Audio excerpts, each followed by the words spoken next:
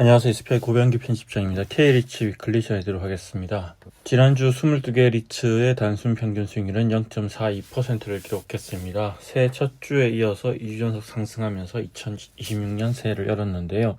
다만 전반적인 국내 증시 상승세와 비교하면 상승폭이 크지는 않았습니다. 실제로 같은 기간 동안 코스피 지수는 6거래일 연속 역대 최고치를 경신하는 등 지난 한 주 동안만 6.42% 올라서 사상 처음으로 4,500선을 돌파했는데요. 개별 리츠별로 살펴보면 KB스타 리츠가 새해 들어서 2주 연속 가장 높은 주간 수익률을 기록하면서 눈길을 끌고 있고요. 반면 새해 첫날부터 52주 신고가를 기록하는 등 연일 상승세를 보이고 있던 코랑코 더원 리츠는 하락하면서 잠시 숨을 골랐습니다.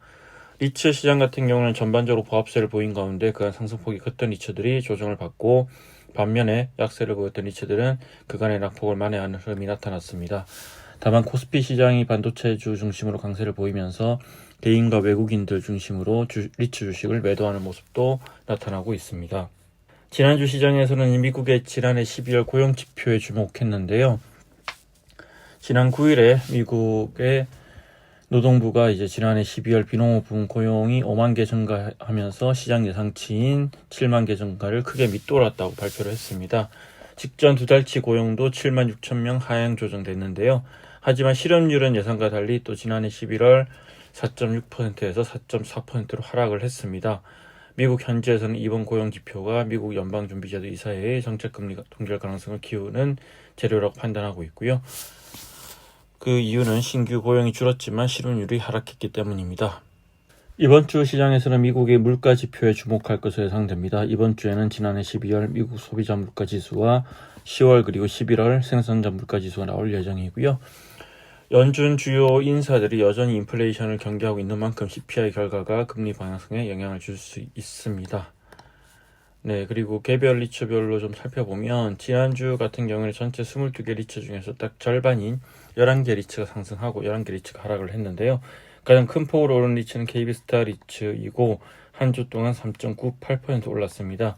KB스타 리츠 같은 경우는 전주에도 3.99% 상승해서 가장 큰 폭의 상승률을 보였는데요. 이 KB스타 리츠 같은 경우는 유럽 자산 가치 하락에 대한 우려로 지난해 12월 한 달 동안 마이너스 10.04%를 기록했는데, 그러면서 낙폭이 가장 컸죠. 근데 올해 들어서는 이제 연초부터 지금까지 7.8% 상승하면서 가장 좋은 출발을 보이고 있습니다. 이어서 한화 리츠가 3.61%, 그리고 ESR 캔달스퀘어 리츠가 3.02% 상승하면서 3% 이상의 강세를 보였고, 이스 레지던스 리츠와 삼성 FN 리츠는 2% 이상 상승을 했습니다. 반면에 코랑코 더원 리츠는 한 주 동안 1.58% 하락하면서 가장 큰 폭으로 내렸는데요.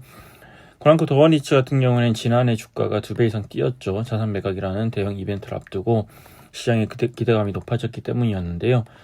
연초에도 새해 첫날 52주 신고가를 기록하는 등 상승세가 이어졌으나 지난주에는 하락하면서 숨고르기를 했습니다. 이어서 SK리츠가 한 주 동안 1.53% 하락해서 두 번째로 낙폭이 컸습니다. 이 코랑코 더원 리츠와 이제 SK리츠 같은 경우에는 지난해 12월 이후 주가 상승폭이 가장 컸던 리츠들입니다. 그리고 지난해 이제 상장 리츠에 대한 이제 배당소득 분리과세 세제 혜택이 이제 이렇게 좀 제외가 되면서 시장 실망감이 상당했는데, 이 정부가 지난 9일에 발표한 2026년 경제 선정 전략에서 이제 보면 상장 리츠에 대한 배당소득 저율 분리과세 세제 혜택 확대를 추진하겠다, 이렇게 이제 밝혔고요. 이에 따라서 이제 또 다시 한번 또 상장 리츠에 대한 이런 세제 혜택이 좀 확대되면서 리츠 시장에는 긍정적 영향을 미칠 것으로 이렇게 풀이가 됩니다.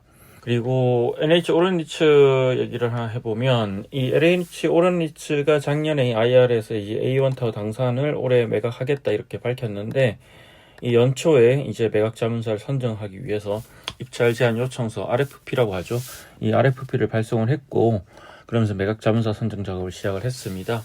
이 A1 타워 당산 같은 경우에는 이제 당산역 쪽에 위치하고 있고, 연면적 27,991.94제곱미터 규모의 오피스 빌딩인데, 일단 삼성생명 서비스가 본사 사옥으로 사용하고 있고 현재 공실은 없습니다. 이 NH 오런리츠는 지난 2020년에 이 A1 타워 당산을 총 1,303억 3.3제곱미터당 약 1,540만 원 수준에 인수를 했는데, 이번에 다시 이렇게 한 6년 만에 매각을 하고 있고, 최근 이 서울 서부권역에 이제 많은 매물들이 나왔기 때문에 또 그 안에서 A1타워 당산이 얼마나 관심을 받을 수 있을지 지켜볼 필요가 있어 보입니다. 그리고 NH오런리츠는 이제 A1타워 당산 외에도 작년부터 지방에 위치한 자산 매각도 계속해서 함께 추진하고 있습니다. 이상으로 K리츠 위클리 전해드렸습니다. 고맙습니다.